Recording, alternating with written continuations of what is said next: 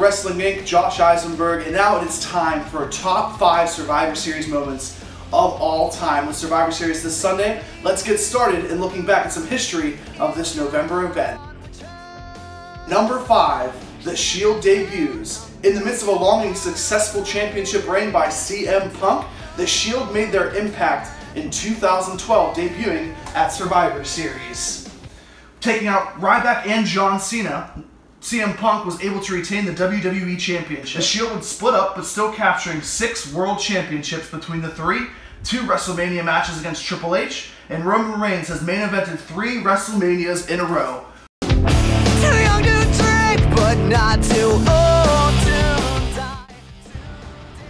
Number 4, coming in as Survivor Series 1999, Stone Cold Steve Austin is injured. At the peak of his career, Stone Cold Steve Austin had to miss a triple threat match against Triple H and The Rock at Survivor Series 1999.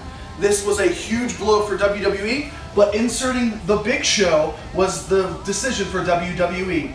They also had Stone Cold Steve Austin involved in some interesting storylines as somebody mysteriously ran him over in the parking lot, which written off Stone Cold for 8 months on WWE television. The Big Show would end up winning the championship that night. Austin would return at Backlash 2000, helping The Rock defeat Triple H and set up some memorable matches with the game himself to kick off the new millennium. It gave us another incredible run of Austin vs. Rock build, culminating it into WrestleMania 17's main event in Houston. What a pay-per-view and what a WrestleMania that was. And remember the guy that ran over Stone Cold Steve Austin? It wasn't DX. I did it for The Rock. I did it for the people. Yeah, you remember him, Rikishi, the Samoan that helped out his Samoan brother in Dwayne The Rock Johnson.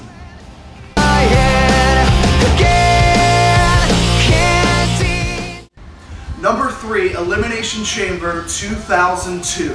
Why was this match so important? Well, it was the first Elimination Chamber in WWE history, but more importantly, Shawn Michaels, HBK, after being on the shelf with a back injury, comes back and wins his first World Championship after that horrible injury in the 90s. Shawn Michaels was at the prime of his career, missed plenty of action in WWE, but this showed that HBK could still go, battling for 40 minutes in a dangerous structure with the greats of Booker T, Chris Jericho, Kane, Rob Van Dam, and WWE World Heavyweight Champion Triple H. Shawn Michaels soon showed fans that he did not only have one more great run in him, he had multiple. Looking at the matches later in the years at WrestleMania against Kurt Angle and against The Undertaker before ultimately retiring at WrestleMania 26.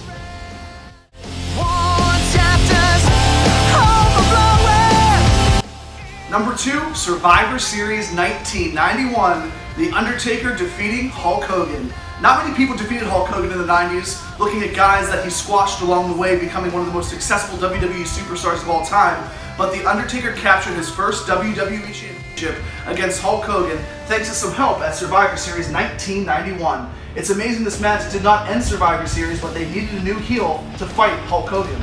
With Ric Flair signing in WWE, they were trying to slowly put together a dream match between him and Hulk Hogan, but needed somebody in between, and they chose a young and mysterious Undertaker. He would drop the title in controversy 2 days later this Tuesday in Texas, leaving it vacant until Nature Boy himself picked up the WWF Championship at the Royal Rumble in 1992. Talk about WWE utilizing all of their main players to establish a legend, welcome an outside legend to the company, and developing a future WWE Hall of Famer all at once. Undertaker, Flair, Hogan, 91, I was a big fan.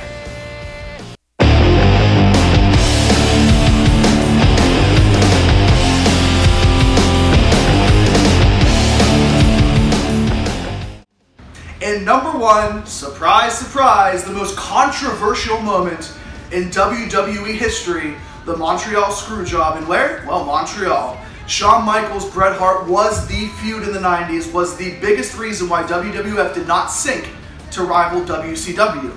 Also, it was the most single controversial and historic moment in wrestling history. They broke kayfabe. They showed fans the real-life wrestlers, Screwjobs, WCW versus WWE, in the Monday Night Wars.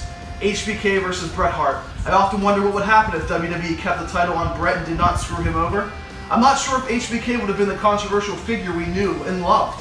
He surely used this to enhance what we already knew about him. But I also think Bret Hart would have went to WCW and the ship still would have sunk. They had too many problems as it was. Nobody could have saved them from the inevitable of losing out to Vince McMahon in WWE. This gave pro wrestling the first sense of realism, and you can love it or hate it now, but fans love the real life angles backstage. That's what sells. For Wrestling Inc., I'm Josh Isenberg. Those are your top 5 Survivor Series moments in history.